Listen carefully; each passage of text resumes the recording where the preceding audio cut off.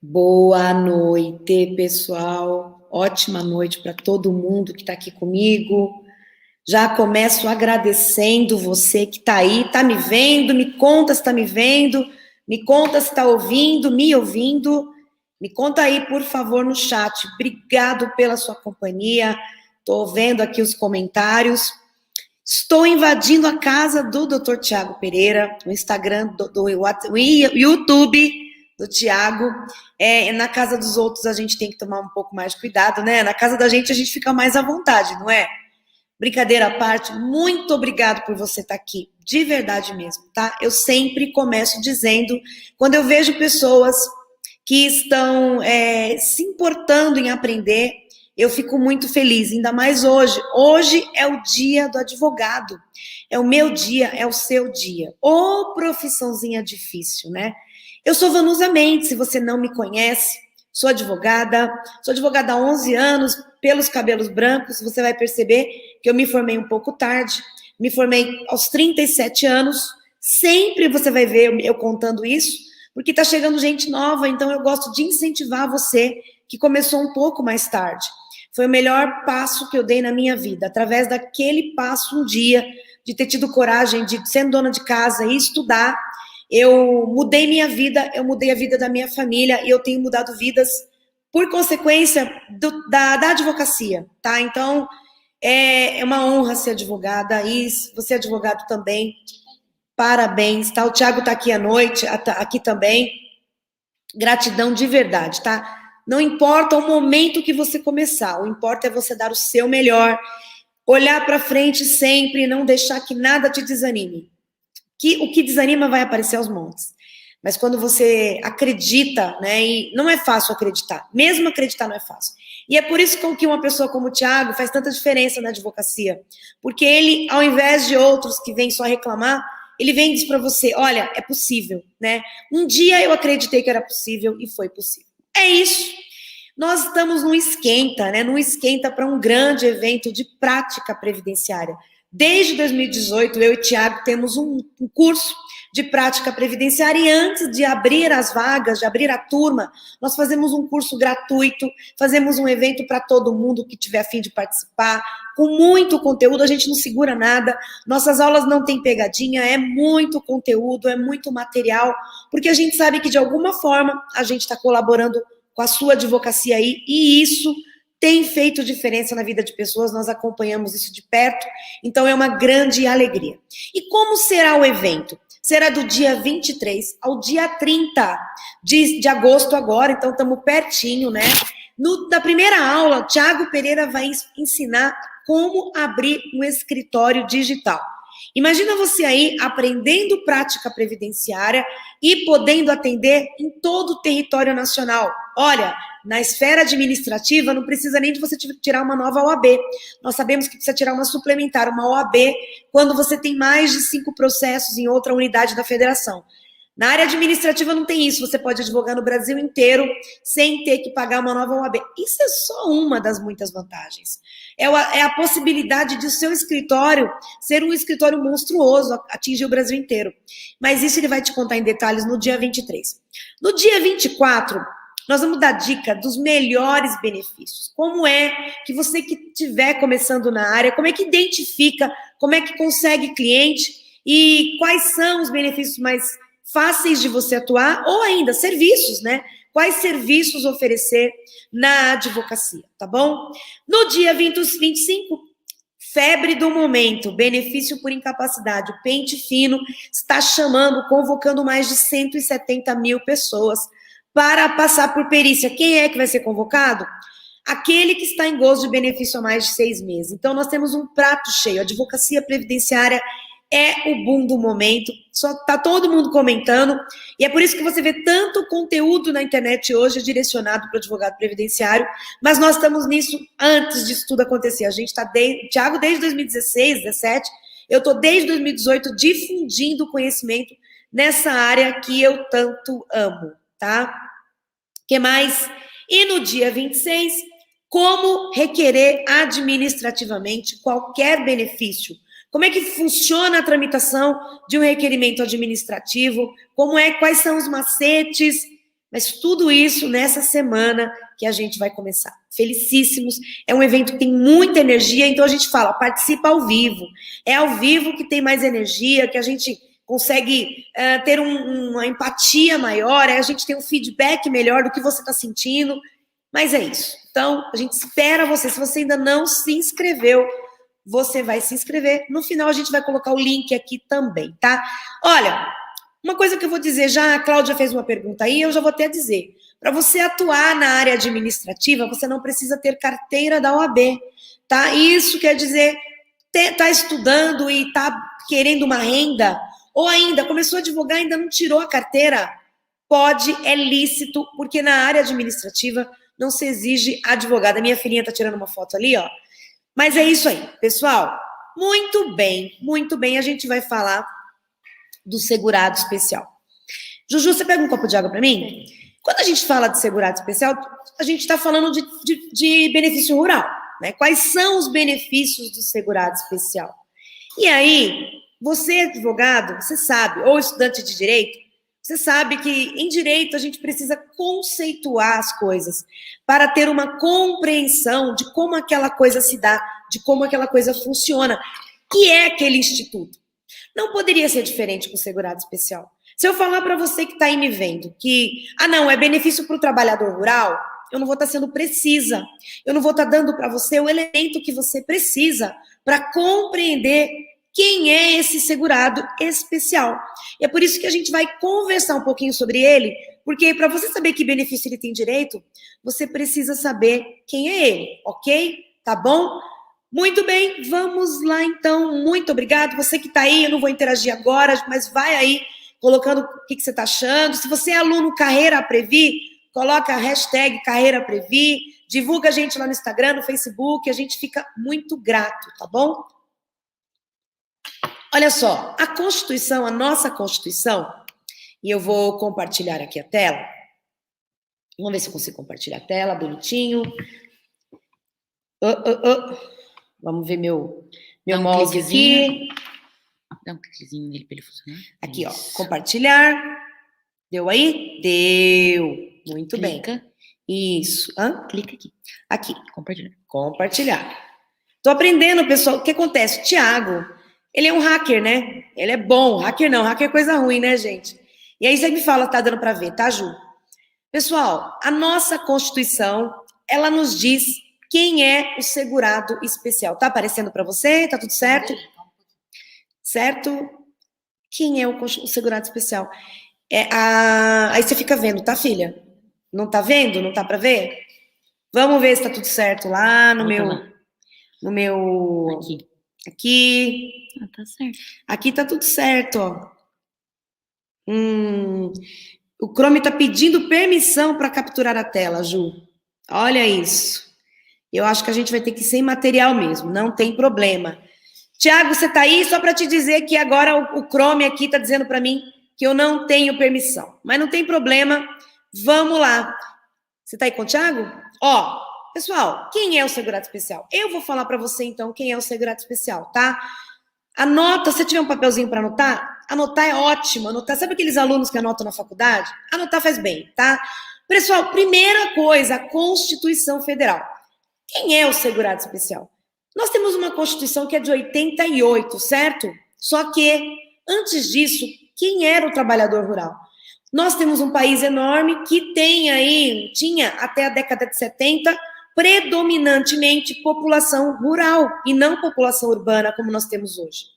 Só que imagina que a nossa primeira a primeira legislação de benefício previdenciário foi a Lei 3.807, lá de 60. E ela não contemplou o segurado especial, ela não contemplou o trabalhador rural. A equiparação só veio em 1988, você sabe lá no artigo 7º, está dizendo que, elencando como igual, equiparando o trabalhador urbano e rural. Ou seja, o urbano tem o mesmo direito do rural. Ainda bem, né, pessoal? Quanta injustiça. Para você ter uma ideia, havia um fundo fundo, aí, uma espécie de uma autarquia, em que havia benefício para o segurado rural, mas era concedido meio salário mínimo de aposentadoria apenas para o chefe da família, que em regra era o homem. Então, muita coisa aconteceu nesse meio tempo, até que veio a bendita Constituição de 88, tentando resgatar justiça para esse trabalhador que sempre foi muito, muito prejudicado pela legislação. Ele não foi contemplado pela legislação. A nossa Constituição, lá no artigo 195, no parágrafo 8º, ela vai definir quem é o segurado especial, ou pelo menos ela vai dar uns parâmetros para nós. Diz assim, quem é então? O produtor, o parceiro, o meeiro, o arrendatário rural, o pescador artesanal, bem como os respectivos cônjuges que exerçam sua atividade em regime de economia familiar, sem empregados permanentes, contribuirão para a Seguridade Social mediante a aplicação de uma alíquota sobre o resultado da comercialização da produção e farão jus aos benefícios e termos da lei. Esse artigo 195, pessoal, ele está tratando das contribuições, ele está tratando do tributo, que é o que custeia a Previdência Social. E ele está falando, então, aqui que tem um tipo de segurado que não vai pagar contribuição mensal como os demais. Ele paga o tributo quando ele comercializa a sua produção. É desse segurado que a gente vai falar hoje. É aquele trabalhador rural que não contribui, como eu e você. Contribuinte individual, em regra, a maioria dos advogados, contribui mensalmente. Tem uma alíquota de recolhimento, vai lá e recolhe a sua alíquota. Se prestar serviço para a pessoa jurídica retém a contribuição, quando ela dá aquele valor prestado de serviço, e passa para o fisco. O empregado é a mesma coisa, né? O empregado, ele tem as alíquotas de recolhimento, 7,5% até 14%. O empregador tira do montante que ele tem para receber e repassa para a Receita Federal. Esse segurado que a gente vai conversar hoje, ele não tem contribuição mensal, tá? E o que ele difere, então, dos demais segurados segurados rurais? Veja, existem categorias de segurado. Existe o segurado obrigatório, né? O INSS é um grande seguro. E o segurado obrigatório é aquele que ele não tem opção, tá? Quem é o segurado obrigatório? Todo brasileiro, todo naturalizado, que more no território nacional e exerça uma atividade remunerada, ok? Você mora aqui, tem que pagar a contribuição previdenciária. A gente não opta. Não quer dizer que tem gente que não pague. Não tem fiscalização, então tem muita gente que não paga. Mas a gente está falando da letra da lei. A letra da lei diz que todos nós somos contribuintes obrigatórios. E aqueles que não são obrigatórios podem, por vontade, volitivamente, aderirem como facultativo. Então, primeiro grande grupo, segurado obrigatório, segurado facultativo.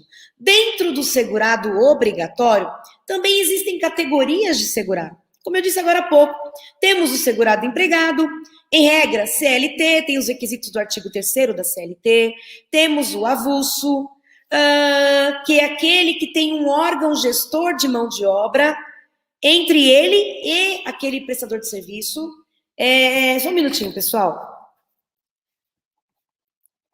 Ju, olha aqui. Então, o avulso tem alguém que intermedia a mão de obra, tá?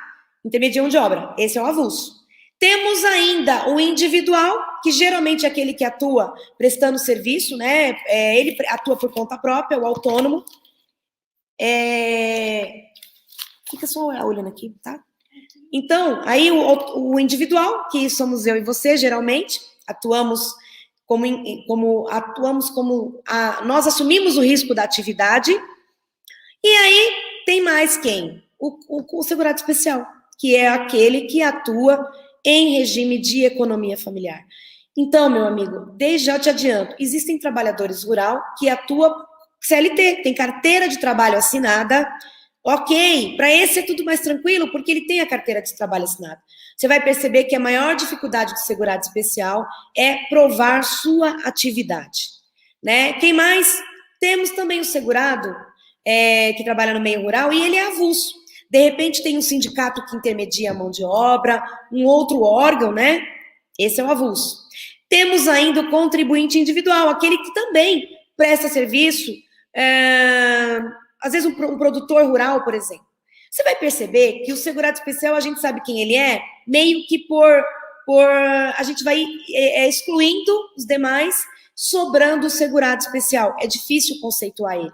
Nós sabemos uma coisa, ele é alguém que atua em até 4 módulos fiscais, e o módulo fiscal no Brasil, ele muda de região para região. Você consulta da sua cidade no INCRA, ou mesmo no site da prefeitura da sua cidade, possivelmente tenha. Ele também não pode ter empregados fixos. Então, qual é a característica do segurado especial? É aquele segurado, pessoal, que ele atua ou sozinho, ou junto com a sua família, e ele não tem empregados, ele atua mesmo num regime ali de economia familiar. O que seria essa economia familiar? Todos contribuem para o proveito econômico, para o crescimento econômico daquela família. Então, sabe quem é? É aquele que você conhece aí na sua região, que chegou para você com documentos, mas ele nunca contribuiu, por exemplo. Alguém normalmente menor, né? A gente tem também segurado especial maiores, com produção maior, mas a Constituição diz que não pode ter empregados, pelo menos não permanente, né? Tá bom? A gente vai ver que até pode ter empregado, mas é por um período muito curto da lei. Outra coisa, a Lei 8.213, ela tem um artigo 11, no inciso 7, deixa eu só ver aqui, confirmar aqui. Lá no inciso 7º, ela tem que ele é a pessoa que reside em imóvel rural, ok? Deixa eu só expandir a tela para mim aqui. Imóvel rural. Só que, pela própria Instrução Normativa 77, ele não precisa necessariamente morar no meio rural. O que determina é a atividade que ele desempenha, tá? Então, a própria lei também vai dizer para a gente quem é o segurado especial. Vale a pena depois ler com cuidado. Artigo 11, inciso 7 da Lei 8.213. Por que a importância de conhecer quem ele é? Porque vai aparecer, independente de qual região do país você estiver, em dado momento você vai ter que trabalhar, e você trabalha com previdenciário, você vai perceber que em algum momento, você vai chegar para você segurado, que na vida dele, na vida laboral dele, em algum momento, ele atuou no meio rural, tá? Isso é muito comum ainda, principalmente as pessoas com mais idade. Como eu disse, éramos um país predominantemente rural e houve um êxodo, então hoje nós predominantemente somos um país urbano, tá bom? Então, aquela pessoa que chega para você lá, às vezes com documentos antigos, né? Ou ainda sem documento, mas vai te contar que trabalhou no meio rural. Olha, quando eu era criança eu trabalhei. Tá bom, e aí então você vai precisar de subsídios para poder encontrar documentos que provem essa atividade. Mas quais são os benefícios que esse segurado especial, então, que não contribui mensalmente? A contribuição do segurado especial, ela se dá quando ele comercializa a sua produção. Ele comercializou, vai então incidir tributo. Isso está no artigo 25 da Lei 8.212. A Lei 8.212, ela é a lei de custeio da Previdência. É ela que especifica como será custeada, como é custeada, alíquotas de recolhimento, quem é que deve pagar a contribuição, tá tudo lá. E o artigo 25, então, fala do segurado especial. Fala, inclusive, qual é a alíquota de recolhimento, que eu acho que está em torno de 1,3, pouquinho, porque é sobre a produção, pessoal. Você vai perceber que não há contribuição mensal, exceto se ele quiser contribuir na modalidade facultativo. Por que é que alguém iria querer contribuir, né? Você deve estar perguntando aí, né? Sabe por quê? Porque os benefícios previdenciários para o segurado especial, eles são no valor de um salário mínimo. Mas imagina que tenha um segurado especial, que tem uma propriedade, tem uma produção lá, por exemplo, de uva, de morango, ou gado, enfim. Ele não chega a ser um contribuinte individual, ele tem as características necessárias para adequá-lo como segurado especial. E aí, então, ele é, de repente, até informado por você e por mim, que ele pode recolher como facultativo, numa alíquota de 20% sobre o valor que ele desejar recolher, para ter um benefício maior que o salário mínimo. Isso é mais comum nas regiões sul, onde tem lá há uma organização maior e há plantios mais organizados, vamos dizer assim. Não é muito comum no resto do país, mas existe essa possibilidade.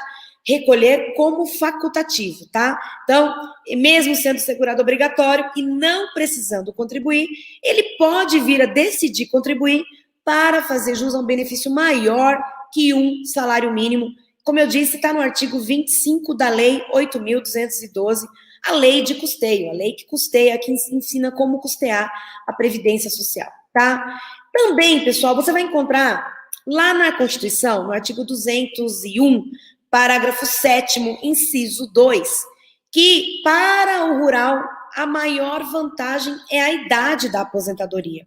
Porque o homem se aposenta aos 60 anos de idade e a mulher se aposenta aos 55 anos de idade, quando preenchem os requisitos, obviamente, né?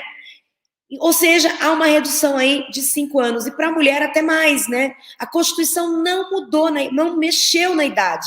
Durante a tramitação do projeto de emenda constitucional, até houve a tentativa de mudar, mas não conseguiram mudar. Houve a tentativa de instituir um tributo anual, também não passou, e manteve, então, as mesmas regras para o segurado especial de recolhimento, apenas, no caso dele, comercializar a produção dele, emitiu nota direitinho, porque muitos segurados também comercializam, mas de maneira artesanal, meio que informalmente, é óbvio que daí não vai incidir tributo, certo?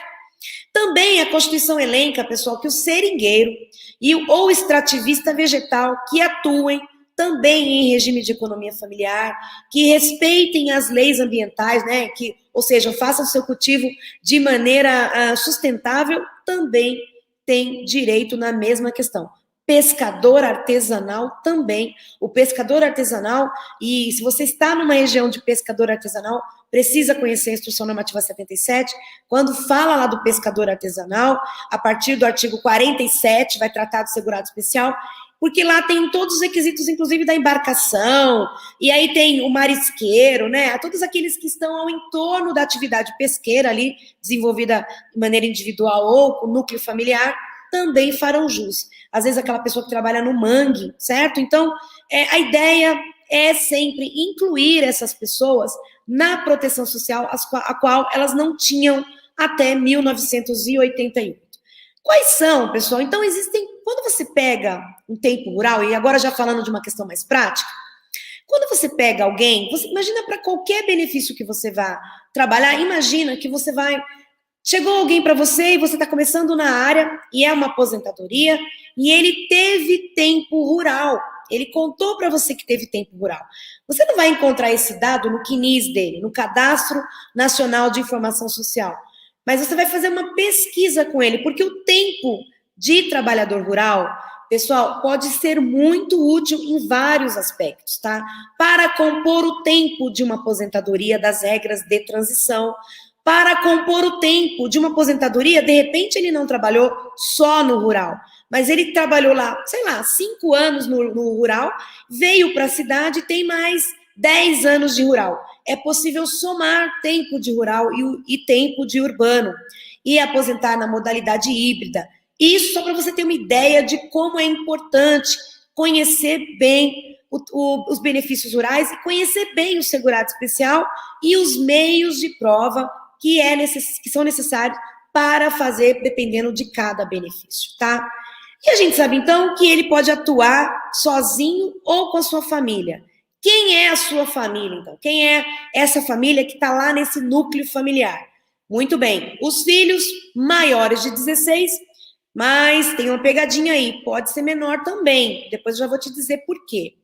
O cônjuge, o companheiro, os filhos maiores de 16 ou equiparados, então, tem lá um filho afetivo, né, sócio afetivo, tem lá o filho do cônjuge, né, é possível também, tem o menor sob guarda, tem o menor curatelado, também será possível o reconhecimento. E, pessoal, o INSS, por conta de uma ação civil pública, ele é obrigado a reconhecer trabalho para menor de 16 anos, quando provado que exerceu atividade na mais tenra idade, tá?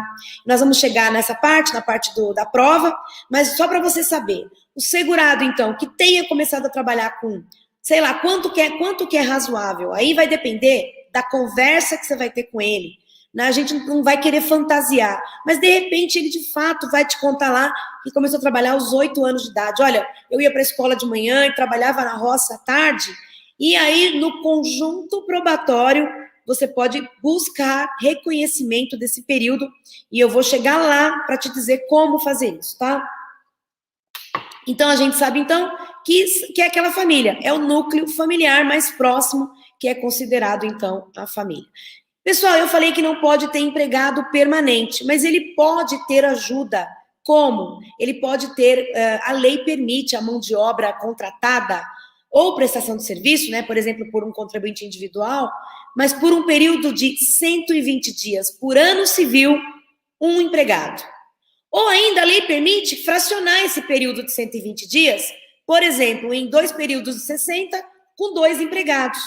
Ou, eu sou ruim de conta, ou ainda, pessoal, fracionar 120 em 4, 120 dividido por 4, e assim, eu falei que eu sou ruim de matemática, eu sou ruim mesmo, tá? Dá, né, 3, olha, e assim por diante, até 120 funcionários, 30 funcionários por 120 dias, né, por 120 pessoas, eu tô me complicando aqui, 120 pessoas, gente, por isso que eu fiz direito, viu? Você sabe que eu sei fazer conta? 30% de honorário, aí eu acerto de cabeça, mas eu sempre fui muito ruim de matemática, ao passo que o resto sempre entrou na minha cabeça melhor. Então, se você tá comigo nessa, escreve aí no chat se você é ruim de matemática como eu, e você também não tem vergonha assim como eu, tá? Aliás, dá para atuar na área previdenciária sem ser expert em cálculo, tá? Porque existem programas de cálculo maravilhosos, basta a gente conhecer como faz o cálculo. A gente precisa conhecer as regras todas do cálculo, mas o cálculo em si não é preciso sofrer, tá? Não sofra com isso, tá certo?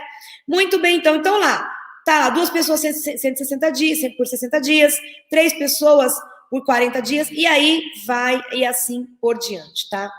Como é que é feita, pessoal? Quando a gente vai falar dos benefícios, eu vou chegar neles, a gente tem um meio de prova hoje que começa com uma autodeclaração. O que seria isso? O próprio segurado declarando que trabalha no meio rural e contando a história do meio rural. Essa autodeclaração nada mais é que um formulário muito feio, mal feito, por sinal, mas é ele que a gente tem para preencher, e ele então informa os dados daquele segurado para a Previdência Social. E por que isso? Você aí trabalha, você já experimentou tirar o seu CNIS? Você viu lá no seu CNIS, como é que faz isso? Cria um meu INSS para você. E eu tô falando assim porque eu sei que tem muita gente chegando, o Thiago tem uma boa audiência, né? Uma incrível alcance dele. Então você tá chegando e assim, como é que eu faço para saber quanto eu tenho? Eu brinco sempre, treina no seu CNIS. Abre o meu INSS para você, abre um CNIS para você, e aí, com o CNIS, você vai conseguir identificar o tempo que você trabalhou, o tempo que você recolheu como individual e assim por diante, tá? Agora, e o segurado especial, ele chega para você, ele está no CNIS?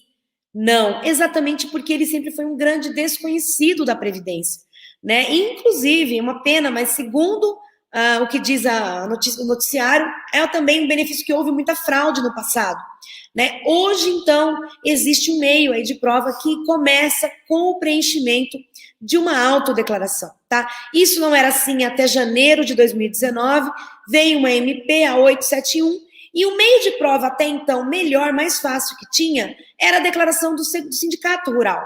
E então, por conta também de fraudes, a partir da MP 871 e depois convertida na Lei 13.846, toda vez que um segurado especial, toda vez que você for pedir um benefício que tenha tempo rural, tempo rural de segurado especial, precisa preencher a autodeclaração do segurado especial, que ela compõe o ofício circular 46.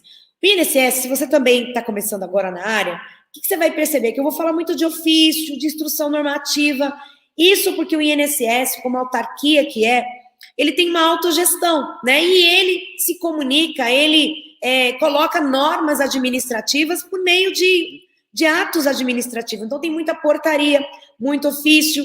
E quem atua na área precisa estar muito ligado, tá? Inclusive, puxando a sardinha para o nosso lado, nosso curso, todo mês tem uma aula de atualização, porque de fato, e é ao vivo ainda, porque de fato a área exige um aprofundamento. Não dá para advogar na área previdenciária, quer dizer, não dá para advogar sendo um bom profissional na área previdenciária simplesmente com modelo. Você precisa ir além, você precisa ser alguém, porque o que está em jogo ali é um prato de comida na mesa, é o benefício do segurado, tá? Passado isso, nós vamos chegar na autodeclaração, só para você saber que ela é o documento mais importante e que você não vai encontrar os dados desse segurado no CNIS, pelo menos por enquanto não, tá? A ideia do governo, com a criação do CNIS, foi exatamente inserir esse segurado em toda a proteção previdenciária, de modo que quando ele precisar do benefício, não seja esse sufoco de ter que fazer prova, mas estando ele nas bases de dados, nos cadastros governamentais, ele seja alguém identificado para a sua proteção social. E aí, pessoal, quais são os benefícios, então, que esse segurado especial tem direito? Olha, o artigo 18 da Lei 8.213, a 8.213 eu vou falar bastante nela, apesar que muita coisa nela, a Emenda Constitucional 103 revogou, mas ela ainda é a lei de benefício que a gente tem. Esperávamos que viesse uma lei nova, não veio até agora, o Congresso não editou essa lei, né? Mas mesmo assim, o Congresso foi lá e editou o decreto 10.410, que atualizou o regulamento da Previdência. Então, nós temos um regulamento hoje, foi uma atualização da emenda de baixo para cima. Ao invés de atualizar a lei, fazer uma lei nova, né, atualizando a 8.213, quem sabe até criando uma nova lei de benefício, eles preferiram, então, fazer um decreto, e aí estamos com a lei desatualizada e o decreto 3.048, inclusive, se você não me segue no Instagram, @vanusamendes professora, me siga. Eu, inclusive, li o decreto todas as manhãs, nós lemos todos os artigos, já acabou acho que o mês passado, 45 dias atrás, 2 meses, e foi muito legal, porque o decreto, você quer estudar previdenciário hoje? Estude o decreto 3.048, ele está muito, muito atualizado, e obviamente também a Emenda Constitucional 103. O que é que tem direito o segurado especial, então? Esse trabalhador que é um desconhecido da Previdência e que eu e você vamos ajudá-lo na hora da concessão do benefício, a torná-lo alguém conhecido, né? Trazer justiça social para essa pessoa. Aposentadoria por incapacidade permanente, antigamente chamada aposentadoria por invalidez. A Emenda Constitucional também mudou a nomenclatura dos benefícios, então eu vou tratar já com a nomenclatura nova, tá? Mesmo que tenha alguém chegando que não conhece ainda, então eu vou lembrar como é que chamava. Então, ele tem direito a uma aposentadoria por incapacidade permanente? Sim. Quando? Quando ele estiver totalmente incapaz para toda e qualquer atividade. Né? Essa aposentadoria, ela não é definitiva, mas ela é mais permanente, ela é mais perene, ela tende a durar mais. O INSS pode revisar ela a qualquer momento, até que chegue os 60 anos de idade, momento em que ele não pode mais convocar o segurado para a perícia. Ou ainda, se o segurado tiver ficado mais de 15 anos de benefício e tenha 55 anos de idade, o INSS também não vai convocar. Onde é que você encontra isso? Na Lei de Benefício, no artigo 101. 101, tá? Lembrando que essa live vai ficar disponível, então, mas fica aqui comigo. A energia do ao vivo não tem o que compare. O que mais que ele tem direito? Ele tem direito à aposentadoria por idade, nós até mencionamos. O homem aos 60 anos de idade e a mulher aos 55 anos de idade.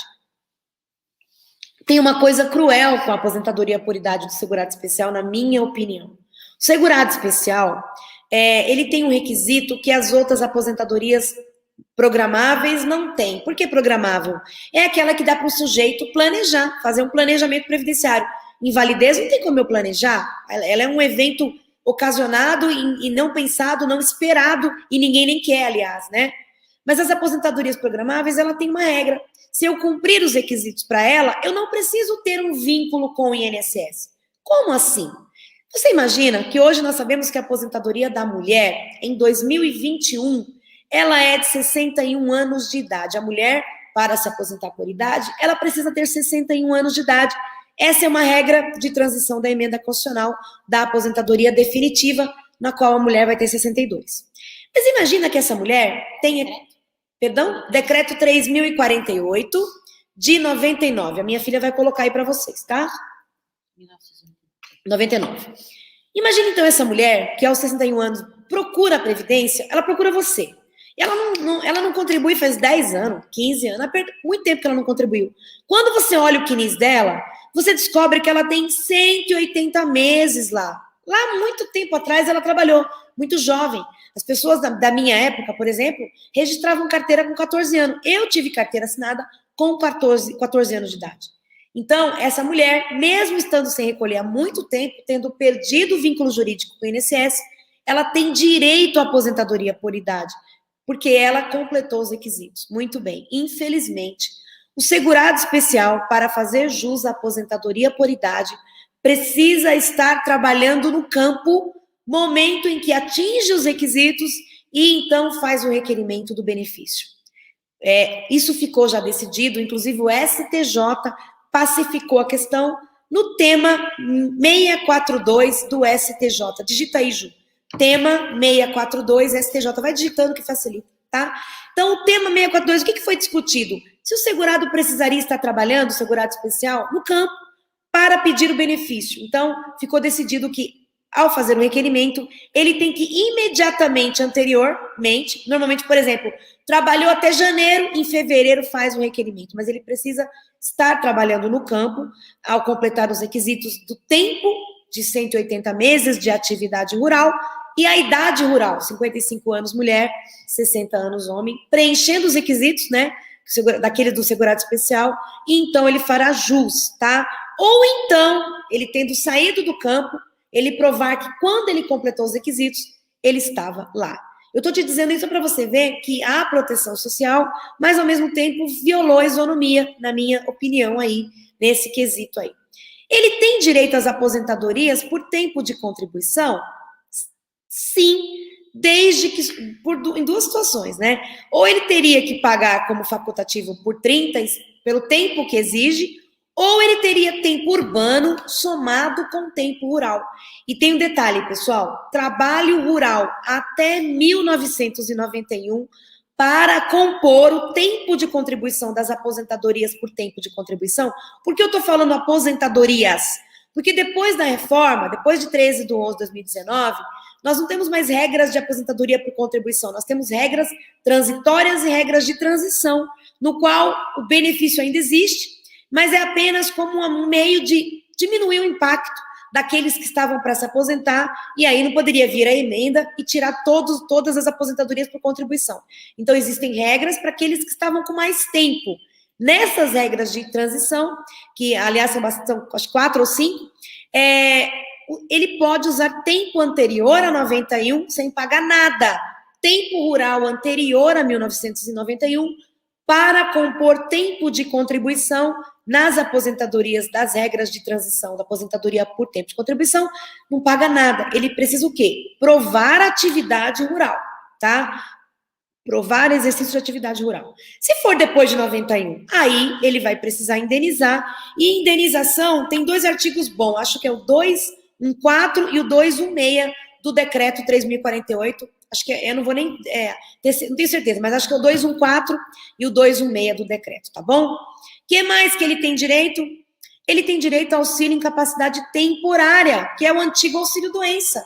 Ora, se ele ficar incapaz, está lá trabalhando na sua atividade pesqueira, na sua atividade campesina, na sua atividade de extração vegetal sustentável, e ficar incapaz temporariamente para aquela atividade, ou seja, ele tem uma doença, mas não é a doença que dá direito, é a incapacidade, são os sintomas daquela doença que impedem, ou ainda a medicação que aquela pessoa toma, impedem que ela trabalhe, porque ela não consegue trabalhar ou não pode trabalhar porque está incapaz para atuar naquela atividade habitual. O que mais? Ela tem direito a salário maternidade, nas mesmas condições das demais seguradas e, obviamente, sem exigir contribuição, mas apenas prova da atividade rural. E olha, nós vamos chegar lá, mas ela precisa provar 10 meses de carência, então ela precisa de um documento nesses 10 meses anteriores ao parto para provar a qualidade de segurado, tá? O que mais? Tem direito também ao auxílio acidente. O auxílio acidente você encontra na Lei 8.213, no artigo 86. Ele é devido para aquele segurado que sofra um acidente, seja acidente do trabalho ou outro acidente, com acidente de qualquer natureza, e restem sequelas que o incapacite ou sequelas que exijam maior esforço para aquela atividade habitual dele. Então, para o segurado especial, a lei elenca, ele tem direito aos benefícios acidentários, ao contrário de mim, que sou contribuinte individual. Se eu sofrer um acidente, ficar com uma sequela lá, eu não tenho direito ao auxílio acidente, o que é um absurdo. Tem um pulo do gato, pessoal. No caso do segurado especial, o artigo 37 da Lei 8, artigo 36, parágrafo 6º, 36, parágrafo 6º do Decreto 3.048, permite que após a aposentadoria no valor de um salário mínimo, estando em gozo de auxílio acidente, que é meio salário mínimo no caso dele, ele pode acumular os dois. Pessoal, primeiro, imagina alguém, então, olha como pode ter gente nessa situação que nem sabe que tem esse direito. Imagina um trabalhador rural que perdeu, por causa da enxada, uma falange lá na mão, ou ainda, sei lá, um instrumento de colheitadeira, todo aquele maquinário, aquelas coisas que existem, que a gente que não atua na área não sabe. Ou o pescador, com os seus apetrechos também, perdeu, ou ficou com uma sequela de um acidente. Imagina, ele vai ter, então, direito a meio salário mínimo de auxílio acidente. Mas quando ele chegar na aposentadoria, o auxílio acidente se acumula com a aposentadoria. Ele vai ter, então, o benefício de um salário mínimo e meio. Por que eu tô te falando que isso é um pulo do gato que pouca gente sabe? Porque nenhum segurado tem esse direito. Só o segurado especial. Depois você dá uma lida, mas eu vou ler para você o que diz, então, o artigo 37. Deixa eu mostrar para você, espera um pouquinho só. Se eu conseguir, né? Porque, um minutinho. Ó, eu vou mostrar para você, vou ler para você o decreto 3.048, o que ele fala, então. Olha lá. Para o segurado especial que não contribui facultativamente, o disposto no inciso 2 será aplicado somando-se ao valor da aposentadoria a renda mensal do auxílio acidente vigente na data de início da aposentadoria, não sendo nesse caso aplicada a limitação contida no inciso 1 do parágrafo 2º do artigo 39 e do artigo 183. Qual é essa limitação? É a limitação de acumulação. Quando a lei veio em 1997, até 1997, quando uma pessoa se aposentava e ela depois, ou antes, ela tinha um auxílio acidente e depois ela se aposentava, ela acumulava. Então, os benefícios concedidos antes de 1997, tanto a aposentadoria quanto auxílio acidente, possível acumular, direito adquirido. Benefício concedido após 1997 não pode acumular, exceto nesse caso que eu acabei de te contar. O segurado especial, ele pode acumular os dois benefícios, obviamente, melhorando muito o valor do seu benefício, tá bom? Deixa eu ver se eu acho o meu material aqui. Já me confundi. Juju, me ajuda aqui, filhinha. Tudo aqui no Achei. Usa o mouse. Isso. A Juliana falou pra mim pra eu usar o mouse. Eu tenho mania de não usar mouse. Vocês usam mouse, gente? Se todo mundo usa mouse, só eu que não uso. Meu filho, que é mais jovem que eu, bem mais jovem, aliás, né, gente? Os meninos usam mouse, eu tenho que acostumar com o mouse. O que mais que E o dependente? Tem direito ao quê? Dependente de um segurado especial tem direito à pensão por morte, pessoal. No caso da pensão por morte, imagina aquele segurado, então, que nunca pediu benefício. Vai caber, então, aos dependentes provar a atividade desse segurado, tá? Quem mais tem direito? Se o segurado for preso, os dependentes terão direito ao auxílio reclusão, dentro dos requisitos do auxílio reclusão, tá bom? É isso, muito bem, vamos tratar de prova, porque a prova é o mais importante. Eu sabendo quais são os benefícios, e na prática, eu tô atendendo esse camarada, e eu tô numa região de trabalhador rural. Como que faz prova, hein? Muito bem. A gente tem, então, eu te falei da autodeclaração. A autodeclaração é um documento que ele parece complicado, ele não é complicado, ele é chatinho. E ele também, na minha opinião, ele não é um documento que foi bem formulado, não sei se foi. Enfim, para mim ele tem campo sobrando e tem campo a menos. Às vezes você quer colocar, por exemplo, na família com 7 irmãos, esse você tem que ter um Word para poder fazer, adaptar, né? Se você tiver ele, pegar ele em PDF, se o segurado pegar ele e imprimir, não tem campo para tudo, falta campo para algumas coisas, tem campo a mais para outras, mas é o formulário que a gente tem. O formulário veio com a ofício 46, que nós vamos chegar nele. Mas olha só, a autodeclaração, ela então é parte importantíssima do atendimento ao segurado especial. Eu atendi o senhor dia desses, e eu fiz uma aposentadoria híbrida para ele, e ele trabalhou grande parte da vida na atuação mesmo de como segurado especial. Milho, amendoim, E eles tinham um bicho da seda também na propriedade, lá no Mato Grosso, uma cidade chamada, acho que Glória de Dourados. E ele, então, para preencher a autodeclaração, qual é a maior dificuldade? São as datas, né? Então, a gente tem que tentar especificar o máximo a data. Eu te falei, então, da menor de 25 anos, né? Muito bem, deixa eu achar aqui o ofício circular. Tem um ofício circular, pessoal? Como eu te falei, nós vamos falar muito de atos administrativos, né? Porquanto é a maneira que o INSS tem para se comunicar com as pessoas. Deixa eu ver aqui. Juquinha, socorro.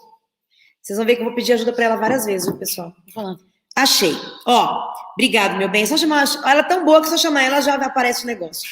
Existe um ofício circular, no conjunto, número 25. Por que conjunto? Porque ele foi da Diretoria de Benefício, da Procuradoria da Fazenda e do INSS, tá? Ele diz o seguinte, ó, ele é de 13 de maio de 2019. Coloca aí, Ju, ofício circular, número 25, circular, número 25, de 13 de maio de 2019, né? Esse ofício, então, ele é um ofício conjunto, né, de vários aí órgãos, e no caso do INSS, autarquia. Ele trata da seguinte questão: reconhecer, quando provado, a atividade rural para menor de 16 anos. Mas o INSS fez isso de bonzinho? Não. Ele fez isso por conta de uma ação civil pública. Essa ação civil pública, não vou falar o nome porque não vem ao caso, você achando o ofício, você vai achar o número da ação, obriga o INSS a computar tempo anterior a 16 anos, tá? E para essa prova, pessoal, não pode ter um requisito mais difícil. A prova para o menor de 16 anos vale a mesma prova, mesmo critério de prova para os maiores de 16 anos. E por que eu estou dizendo isso? O INSS não pode dificultar o reconhecimento. O mesmo critério de prova que é para o segurado adulto, o segurado a partir dos 16 anos, deve ser o mesmo requisito. Quando a gente vai na instrução normativa, eu falei várias vezes da instrução normativa, não falei? Várias vezes da IN 77. O que é a IN 77? Se não, o maior ato administrativo, ou o pessoal brinca que é a Bíblia do INSS, né? É nela que está tudo que precisa. Quando você vai lá no artigo 47, pessoal, da Instrução Normativa 47, artigo 47, IN 77. Você vai no artigo 47, vai no parágrafo 2º e no parágrafo 3º, tem a chave da prova para o menor de 16 anos. Olha o que diz. Já disse para você, o ofício circular diz que a prova, os requisitos da prova são os mesmos requisitos da prova para as demais pessoas, certo? Parágrafo 2º, os documentos referidos no inciso 1 e 3 a 10 do caput, então tem um rol de documentos importantíssimos, um rol de documentos exemplificativos, que depois eu vou explicar para você como você faz na entrevista, daqui a pouco eu falo para você traçar com o cliente uma linha do tempo da atividade rural. Então, olha lá, os documentos referidos no inciso 1 a 3 a 10 do caput, ainda que estejam em nome do cônjuge, do companheiro ou companheira, inclusive homoafetivo, que não detenham a condição de segurado especial, poderão ser aceitos para os demais membros do grupo familiar, desde corroborado com o documento que trata o inciso 2 do caput. Agora, o parágrafo 3º é melhor ainda, olha isso. Para fins de comprovação do exercício de atividade rural, a apresentação de documentos referidos neste artigo não apresenta, olha eu virando aqui errado. Não, é o parágrafo 1º que eu quero que você leia. Os documentos de que tratam o inciso 1 a 3 e 3 a 10 do caput devem ser considerados para quem? Para todos os membros do grupo familiar para o período que se quer comprovar, mesmo que de forma descontínua, quando corroborados com outros que confirmem o vínculo familiar, sendo indispensável a realização de entrevista, hoje não tem mais entrevista, restando dúvida, depoimento de testemunha. Pessoal, quer dizer o quê? Trocando em miúdos. O ofício circular, a ação civil pública, por conta do ofício circular 25, por conta da liminar na ação civil pública, já te falei que o INSS é obrigado a reconhecer trabalho anterior a 16 anos. E ele é obrigado a reconhecer com os mesmos requisitos da prova para os demais segurados. Ele não pode ter uma prova específica só porque a pessoa está dizendo que trabalhou com 10 anos. É óbvio que a gente tem que ser sensato, tem que ter bom senso. Eu preciso formar aquela linha do tempo que eu te falei, para poder entender como é que se deu a dinâmica naquele grupo familiar. E isso se faz com uma boa entrevista. A entrevista do segurado é importantíssima, né? Entrevista, até acho que o Thiago vai compartilhar, se já não compartilhou no meio do evento, uma ficha de atendimento bem completa, para você perguntar, trabalhou no sítio de quem? Como era o nome da propriedade? Você lembra como é que era o nome? E quando não lembrar, temos que fazer algumas pesquisas em cartórios de imóveis, e bancos de dados, e etc. Só para te dizer que o INSS não vai poder colocar uma exigência maior porque a pessoa está dizendo que trabalhou com 10 anos do que ele colocaria para uma pessoa que trabalhou com 20. É óbvio, como eu te falei. Esse bom senso, né? É você ouvir a história do cliente. Ninguém está dizendo aqui para inventar que a pessoa trabalhou cedo, mas ouvir a história dele. Ele chega para você contando, olha, eu trabalhei desde os 8 anos de idade, a gente ia para... Eles falam de uma maneira tão bonita, né, tão simples. Meu pai mesmo conta. Olha, eu ia para a escola e depois eu tinha que ir para a roça, porque senão meu pai me batia. Tinha aquelas coisas antigamente. Minha mãe também trabalhou muito na tenridade, na roça também, no Paraná. Então, é aquela narrativa que você vai ter que levar ao conhecimento do INSS por meio do preenchimento da autodeclaração. E olha, te falei das provas, e vou te falar de um outro ato administrativo importante e de um artigo que está nesse ato administrativo. Mas antes disso, eu queria te dizer o seguinte, o STJ, ele tem 2 súmulas importantes. Súmulas do STJ importantes para quem vai trabalhar com prova rural. Súmula 149, súmula 577. Elas devem ser lidas e compreendidas, 149 e 577, certo? STJ. Essas 2 súmulas devem ser lidas e compreendidas em conjunto, tá?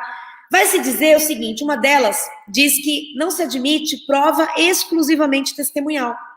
Você vê que eu decorei as 2, né? Eu sei o número e sei o que elas dizem, mas não sei qual que é qual. Porque elas só fazem sentido juntas, tá, pessoal?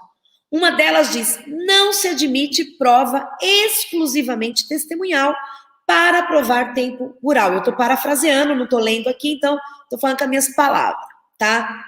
Não pode ter só prova testemunhal. Então, é por isso que exige um advogado. Porque o advogado conhece as particularidades da prova.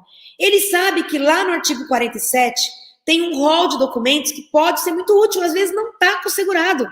Às vezes está lá no hospital em que um dia na vida ele passou, numa delegacia em que ele fez um boletim de ocorrência, lá no posto de saúde, num órgão da prefeitura municipal lá, onde ele atuou. E, enfim, tantas situações que podem, o cadastro dele como eleitor, tá? A certidão do TSE traz lá, ele se denominou trabalhador rural, uma certidão de nascimento que tenha lá escrito, fulano se identificou como trabalhador rural, uma certidão de batismo, catequese, todo um documento de religioso. Por que eu tô te falando isso? Porque o segurado não sabe, ele vai chegar muitas vezes para você dizendo que não tem documento. E é por isso que é importante o advogado conhecer, porque perder esse período é um pecado, é uma tristeza, tá? Então, a partir do artigo 47 da Instrução Normativa 77, também no artigo 54 tem um rol de documentos, e rol sempre exemplificativo. Não quer dizer que eles precisam ser eles, pode ser outros, mas eles são bons documentos que a gente às vezes não tenha pensado, e a IN traz lá, no facilitando a nossa vida. O artigo da Lei 8.213, o artigo 106, também tem um rol exemplificativo, excetuando a declaração do sindicato rural, foi revogado, não pode mais, não serve como prova a partir de 2019, tá? Então, os documentos servem para todos os membros do grupo familiar. E eu te falei que o STJ tem 2 súmulas, já te falei que uma delas diz que não cabe prova exclusivamente testemunhal.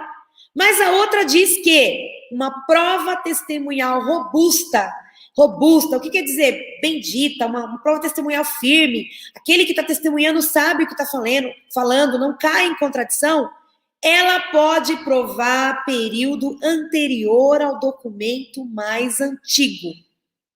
Imagina que o teu cliente tenha lá uma certidão lá de nascimento da filha dele, a primeira filha dele, casou cedo, naquela época casava muito cedo, casou com 19 anos, teve a filhinha, e lá tá lá na certidão do nascimento da filha, trabalhador rural. Era muito comum, né, para o homem. Esse documento, ele não é muito antigo, porque de repente ele já tinha 19 anos, mas ele começou a trabalhar mais cedo. Talvez seja caso, então, de fazer uma prova testemunhal robusta para provar que ele começou a trabalhar com 15, por exemplo, tá? É só para a gente ter um exemplo aqui, tá? Então, prova testemunhal no âmbito judicial, se eventualmente você tentar todas as fichas no administrativo e não conseguir no judicial uma testemunha boa, idônea, que saiba o que está falando, né? Que você perceba que ela sabe. E você vai perceber que numa audiência, você já tem que até prestar atenção, se você nunca viu, quando você vai conversar com o cliente que tenha período rural, pergunte o que é que cultivava, tá? Cultivava o que lá qual era a plantação que tinha? Seu fulano, plantava amendoim. Como é que planta amendoim? Por que você vai ter que perguntar isso? Para você não é o primeiro juiz da causa, né? Primeiro que tem que se convencer, porque depois essa pergunta poderá ser feita em juízo. Tanto o juiz pode resolver ouvir o próprio segurado, como ele pode ouvir a testemunha e ele vai querer saber se a pessoa sabe como é que se planta, como é que se cultiva, como é que cuida de gado, como é que pesca, qual é a época da pesca, quando se dá o seguro-defeso, quando é que não pode pescar. Então, tudo isso a gente conversa, naquele primeiro bate-papo, sabe? Quando a gente está quebrando gelo ali, quando você recebe o cliente, você não vai chegar para o cliente já fazendo entrevista, né? Aquele primeiro bate-papo, quebrar o gelo, tudo bem com o senhor, como é que vai?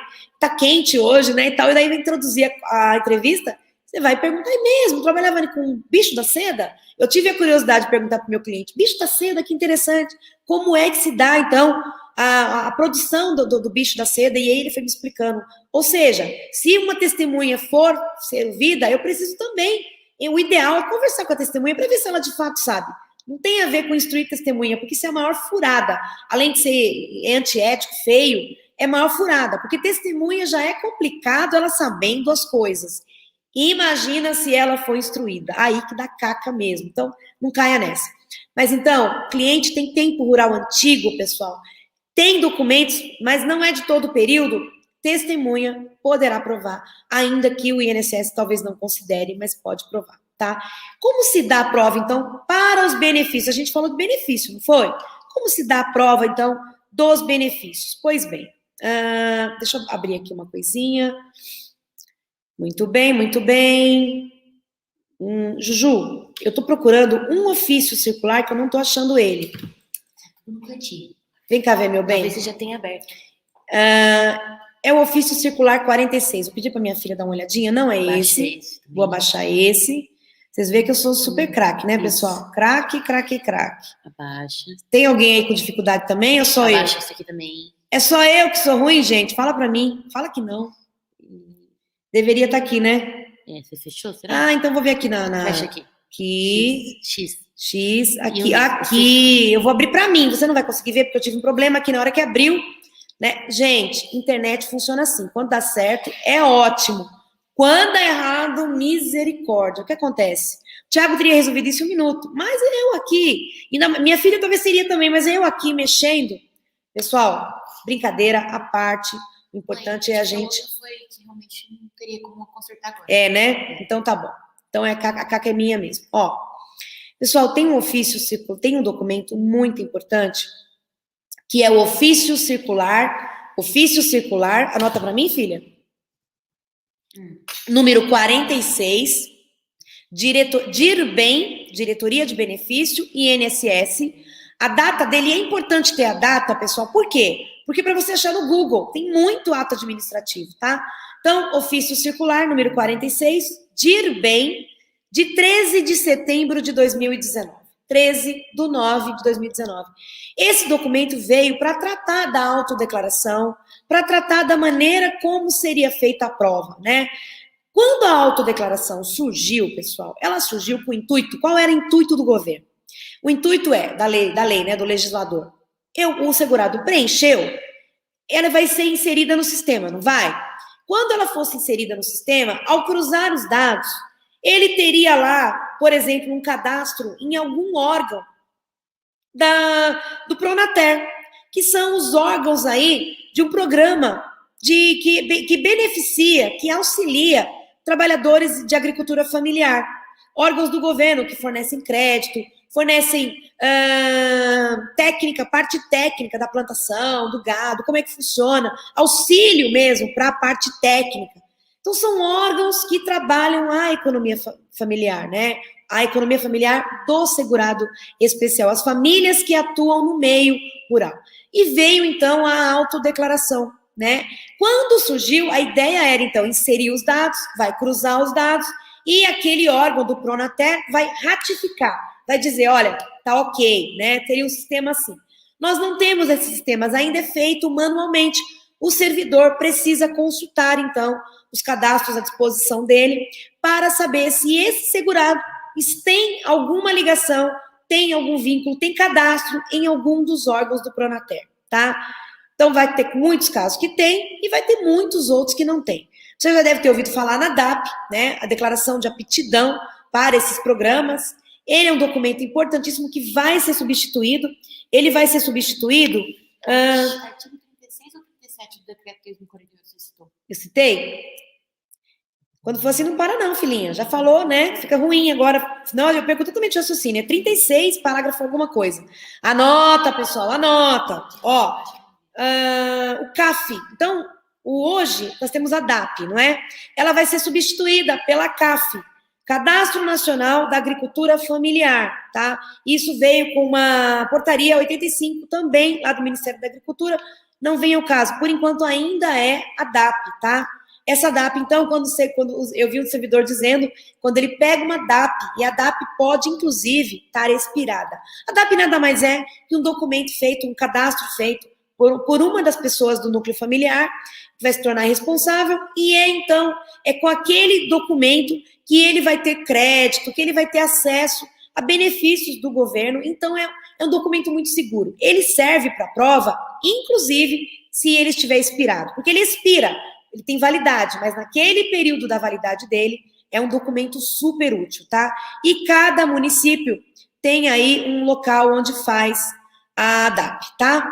Eu anotei algumas coisas aqui da portaria do ofício circular, e eu quero destacar para vocês, pessoal, que então, já falei da DAP, que ela é o documento que identifica e qualifica o beneficiário do Programa de Fortalecimento da Agricultura Familiar, né? Que ela produz efeito durante o período de validade. Quando a gente chega no artigo 6º desse ofício, pessoal, 46, ele traz como é que o INSS quer a prova. E é aí que a sua entrevista com o seu cliente vai ser necessário conhecer o artigo 6º, então, do ofício circular 46. Por quê? É lá que fala como que vai se dar a prova, análise da prova, tá? Diz assim, ó, deixa eu ver se eu tô fazendo certo aqui. Muito bem. Não tô, não. Peraí que eu tô voltando, tá? Ó, ele diz que quando eu tenho uma carência para provar, né? Os benefícios possuem carência. Ou seja, o benefício, por exemplo, de aposentadoria, o segurado especial precisa provar 180 meses em que ele tenha permanecido em atividade rural, atividade pesqueira, atividade de extrativista, 180 meses anteriores ao requerimento, né? Completou a idade, tem 180 meses, não perdeu o vínculo de segurado especial, não teve nenhuma causa que causou aí que ele perdesse a qualidade de segurado especial, ou seja, ele não teve vínculo urbano por mais de 120 dias, nesses 180 meses, ele não constituiu empresa, ele não contratou empregados, todos aqueles requisitos que eu pedi para você dar uma lida com carinho lá no artigo 11, inciso 7, da 8.213. Pois bem, ele precisa, para reconhecer, segundo esse ofício circular, que o INSS tem que aplicar, se o INSS não aplicar, recorra, porque na junta de recursos vai aplicar, ele precisa de pelo menos um documento nos primeiros 7 anos e meio dessa carência de 180 meses, de 15 anos, então são 15 anos, certo? 180 meses. Nesses 15 anos, ele precisa de um documento contemporâneo da época dos primeiros 7 anos e meio, pelo menos um. Imagine, então, que ele tem um documento do 5º ano de atividade. Serve para provar a metade da carência. Não são 15 anos? são 180 meses, né? 90, então ele precisa de 90 meses, um documento, e um documento mais recente para provar o segundo período de 7 anos e meio, dos 150, dos 15 anos que ele precisa provar. Por que eu estou te falando isso? Nessa entrevista que você vai ter com o cliente, se é um trabalhador que vai pedir um benefício, uma aposentadoria por idade, você já sabe que você precisa de ter um documento da primeira metade da carência e um documento da segunda metade da carência. No mínimo, independente da idade, podendo fazer prova testemunhal para completar a prova, tá? A prova testemunhal exclusiva não é permitida. E os demais benefícios, a mesma coisa. O artigo 6º do ofício circular fala, então, da prova, que deve ser, então, pelo menos um documento, por exemplo, no caso do auxílio doença, um documento, pelo menos, no período de 12 meses, aposentadoria por incapacidade permanente, a mesma coisa, salário, maternidade, um documento anterior também, e assim por diante. Então, a ideia é, conheça os instrumentos desse benefício, desse segurado tão importante para nós que atuamos na área previdenciária. Para o país, então, nem se fala, tá? A maioria da comida que chega na minha mesa e na sua mesa é de segurado que trabalha em regime de economia familiar, tá? Não são os grandes produtores, mas o pequeno produtor, ele tem uma importância vital para esse país, e inclusive na pandemia, graças a Deus, o alimento continuou chegando na minha mesa e na sua mesa. Vou te contar uma experiência rapidinho que eu tive, e antes disso, eu quero te dizer, não te lembrar, você quer saber mais, olha, tem muito mais.